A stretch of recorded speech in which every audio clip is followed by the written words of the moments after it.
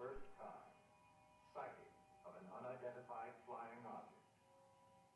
Close encounters of the second kind, physical evidence of a UFO. Close encounters of the third kind, actual contact.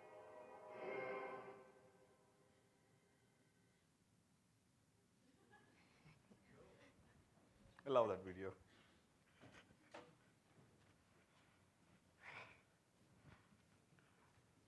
Good morning, everybody. Thanks for joining us. In our presentation today, we're going to showcase a very interesting approach, which many of the previous speakers have mentioned. It is not about whether or not we do mobile research. It is about how we do it, right? So we are probably addressing one piece in that how question. So today we are going to showcase a very interesting approach of combining quantitative and qualitative research using certain digital channels or mobile digital channels that consumers use day in, day out. Although quant-qual hybrid existed for a long time now, it has been more of a sequential hybrid, right? Where we do the quant study and then do the qual study as a follow-up to set more context, to bring in more depth of info, or vice versa. So what's the problem with this approach? It is time-taking and it is expensive because you're doing the same thing twice, in a sequence. So what we're going to showcase today tries to make this process more agile and use those digital channels which are already popular with the consumers world over, right? So we call it the third kind. The first kind, we all know, it all started with predicting polls. Back in 1936, we know this example, how majority of the sources predicted it wrong, but Gallup did it right. Even today, we have problems predicting poll results. Yeah, I'm talking about Brexit. So, yeah. So the first kind was born, more from the polls. And then the second kind, which is qual, was established as a driver of our context, creating more depth of info.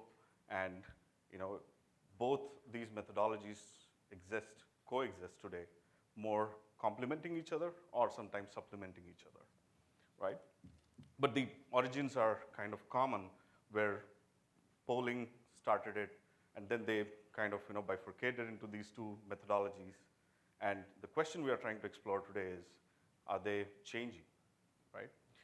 So to look at the spends, the recent data on the spends on quant and qual, qual is almost at 16%, with quant having the lion's share of 70%. But there is, again, a third kind, or the others, which are not categorized, which is pretty close to qual, if you can see. This, while it is exciting, it's also troubling to know that what is this new thing? Do we know about it? Can we do something about it, right? So predominantly, this other category consists of data types which cannot be classified into clearly into quant or qual. Let's look at some of these examples and see how the digital touch points have changed over the years in terms of how we are connecting with consumers, how the consumers are connecting among themselves, and starting from radio, TV measurements back in the 50s, all the way till where you have these drones, your smart speakers, a lot of these touch points that you can use to reach your consumer, right? So as the technology grew, you can see the consumer reach exponentially and went up, and today in the top 10 economies, the highest internet penetration markets, we're looking at 92% of consumer reach. Who are these 8% people? Maybe they are not from this planet, yeah? This consumer reach also gave rise to several different data types that cannot be fit into the template of quant and qual. So we have a lot of passive telemetry data, we have geolocation data, and the standard question and answer text, a lot of different data types. So And we have image and video on the top there, which is, again, data to us, right? So all these data types, the newer ones, they don't fit into a template as far as we know. Let's look at a couple of examples. These are just a bunch of images. Say, let's assume the consumers shared in your research, right? You can collect thousands of images and try to codify it and extract insights from it. So the question is it qual or quant? It sure has the numbers, thousands of images that you can collect, and it also has the depth where you can extract up to 12 different attributes or contextual data points about the images. So it's, again, on the border, right? So you can extract the emotions, location, whom they're with, and activity, what time, what device, a lot of things. And the other example is customer support data. Although we don't use this data much, a lot of corporations are sitting on a gold mine of consumer attitudes, consumer feedback, which has been already shared and it is out there, right?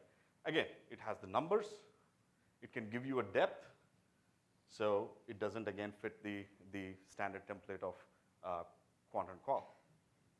So it's very clear that we are dealing with certain data types that we're not used to in the past.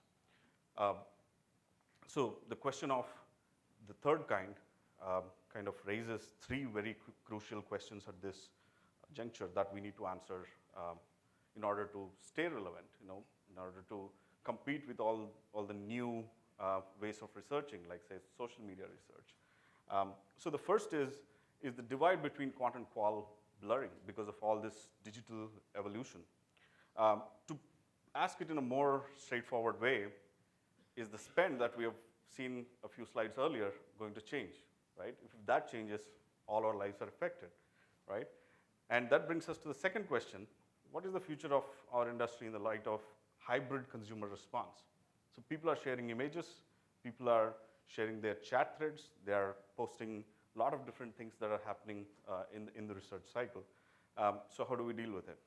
The third question: do we have the right tools to process this data, to reach these consumers, collect, and make sense out of this whole thing, right? So to answer these questions, we kind of, started on a interesting project, interesting study, along with J&J. When we started designing the whole study methodology, the biggest question we had was, how do we do the qual? Quant, straightforward, you send a browser link, people will click and take it. The qual, on the other way, there are a lot of means. Do we do webcam interviews? Do we buy a custom app that allows you to conduct the qual research?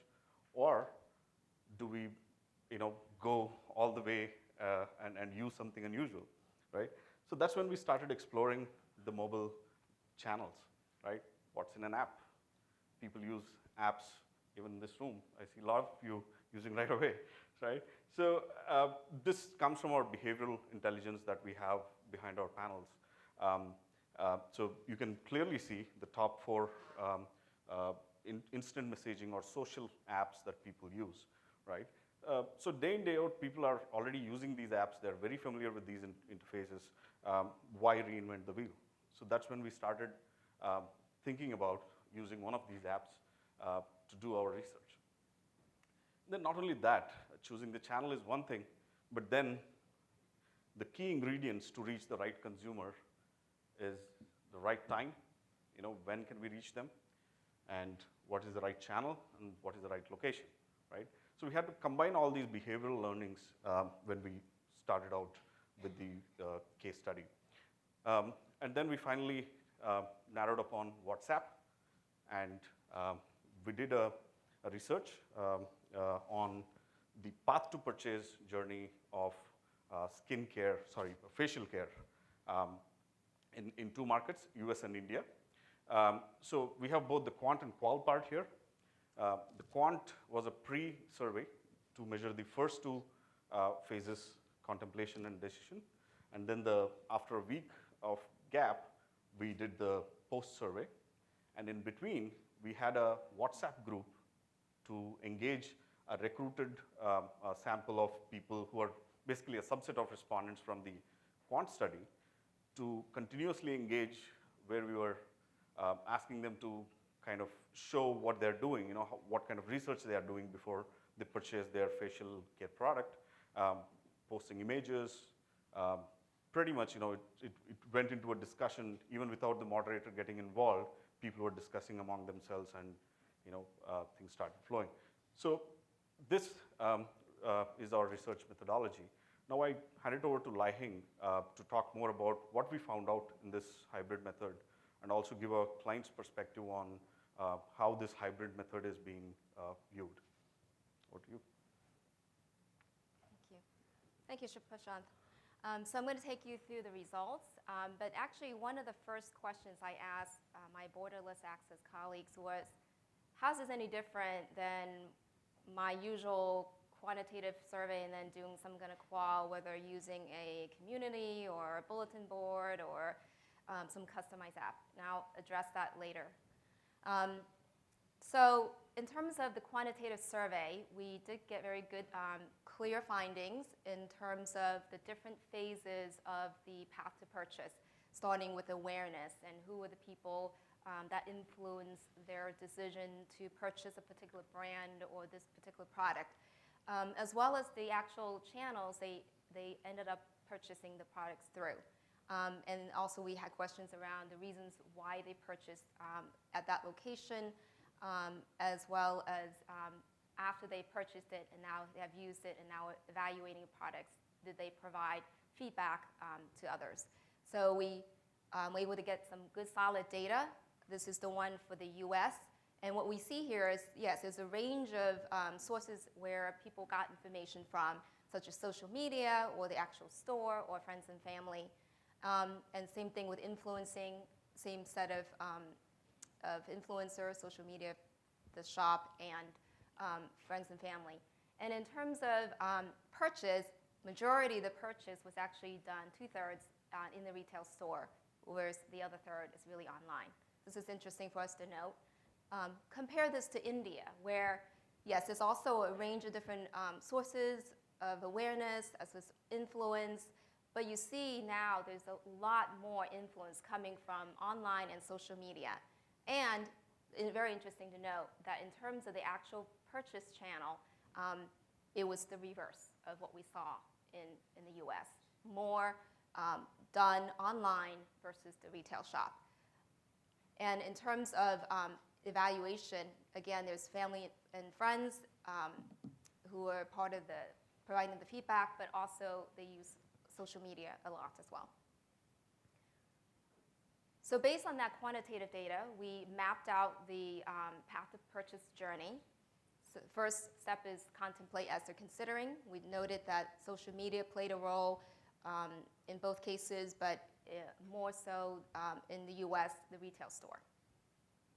During the decide phase, when they're trying to decide what products to purchase, price was a key factor, which makes sense.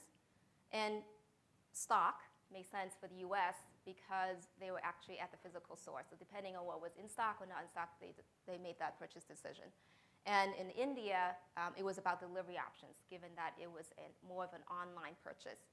So the third phase is around purchase and where they purchase. We noted, again, it was mainly they checked off retail stores in the US and then more of a digital purchase in India. And then last phase, evaluate. As I mentioned, we asked for satisfaction, how satisfied were they with the purchase. They were generally satisfied, and they provided comments on social media and online. Where the qual came in through the WhatsApp was to provide a much richer contextual piece of information that the quant did not. The consumers were really enthusiastic in being part of this study because they were using their WhatsApp, and it's something that they already are very familiar with in chatting with friends and such. And so they shared a lot of information with us. They posted the images of the actual channel where they purchased it. They even showed us a receipt when they purchased it because they were so excited about their purchase. They were even showing us the delivery. You get that email from Amazon saying your order should be arriving X date. People get excited about that, and they actually posted that for us too. So they mentioned in this case reviews on Amazon, Facebook, and the other one was Body Shop is where they were searching. Mentioned about Amazon, on the right you see the actual reviews that they looked through when they were trying to decide what products to use. And then specifically here, they mentioned about the different channels that they were shopping at: Amazon, eBay, Big Basket. So I mentioned in India, they did a lot of the research online as well as the purchase online. And so they really showed us a lot of wealth of information, to the point of showing us the actual online receipt, the delivery information. We had to actually block out some information because they probably would have showed us their credit card information if we didn't block it out.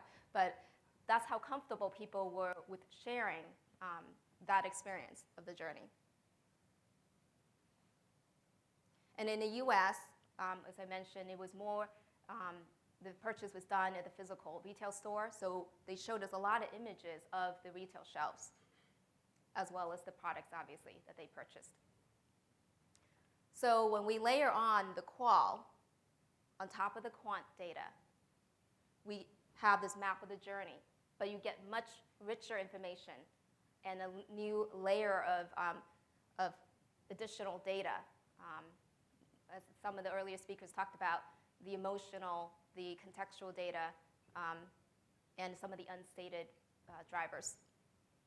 So again, social media was a big piece of the journey in contemplating in both countries. In India, they were very enthusiastic about their products. They showed us all images of their products that they purchased. Some of them were still in the original outer carton because I guess they thought it would look beautiful, so they kept it in the outer carton, and we were able to see that. And in the US, we saw lots and lots of images of the retail shelves where they went to purchase the product. And again, in India, they showed us the actual receipts and the online purchase that they made. So to bring up the three questions that Prashant brought up earlier, is the divide between quant and qual blurring? And we believe the answer is yes, absolutely. And the future of market research in light of this hybrid consumer response, we believe that it's very important to adopt this hybrid approach because it's giving us this new additional wealth of information that the consumer is already providing passively. And do we have the right tools to reach and understand the consumer in a complex digital world? Yes. With these same digital tools that they're interacting with, those are the tools that we will be using to collect more data from the consumers. And it's already where they're very active and engaged, so it's a natural response for them. So finally, to answer the question I brought up earlier, how is this any different? I think that when we do research, our goal is always to get closer and closer to the consumer. And we are looking for always new ways to do that. So while still using the same traditional approaches, but by adding on these new approaches, we're getting extra depth of information. And in this case, the WhatsApp provided that information for us because it was able to give us the in-the-moment data and really rich data that we wouldn't have with just the quantitative data. So where's the future of market research? And is hybrid the only kind?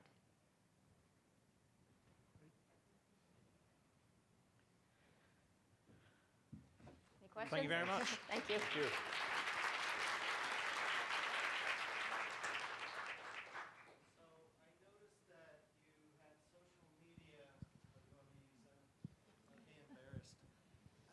And forgive me if I just didn't see it. I noticed that you had social media in the decision-making factor. And am I to understand that that's pure, true, just social media like Facebook, WhatsApp, Instagram, Snapchat, and it excludes search engine searches on Google? Yes. So it is pure play social media where people come share their opinions on the pages. It can be a Facebook page, it can be the Twitter handles of these brands. So that it was purely that, not Okay. Google is exclusive. Thank you. Yeah.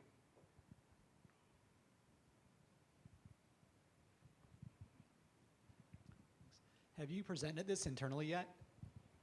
No, because literally, one of the things that we talked about, the benefits of doing hybrid research is fast. And I really believe it's fast. Literally, the team approached me only a few weeks ago, and we talked through what we wanted to do, the research objectives. They came up with the research methodology and executed. So I would say, no, I haven't presented to them yet. Obviously, we have to get internal approval to present, so a few people have seen it. Have you found then, among the people that have seen it, that it's also helped bring them closer to the consumers as well? I absolutely believe that is the case, yes. So I've seen other information that we already own around this, and a lot of it is very quantitative, but I think that having the images, seeing the comments from the consumers, the way they talk about it, you definitely get the emotion as well as that rich, close-in look of exactly what they're seeing. Hi there. Beyond what you were talking about with the engagement and using the WhatsApp panel, hi there. Hi. Is there anything else that you can share about why you think it's better to use WhatsApp?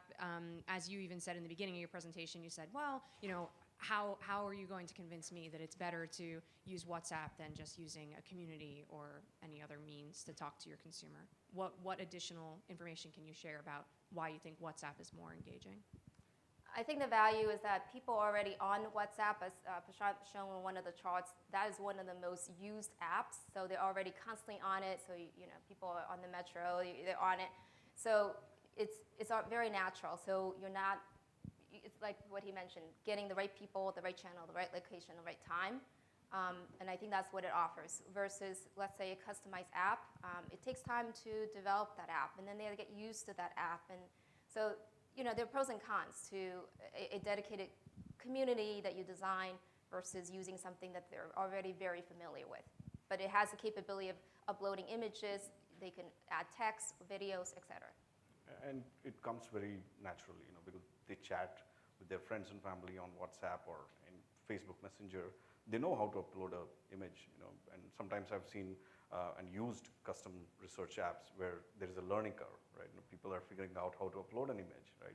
So all this complexity is gone and the response is more natural and unfiltered. Are you seeing changes in response rates over here for WhatsApp versus text?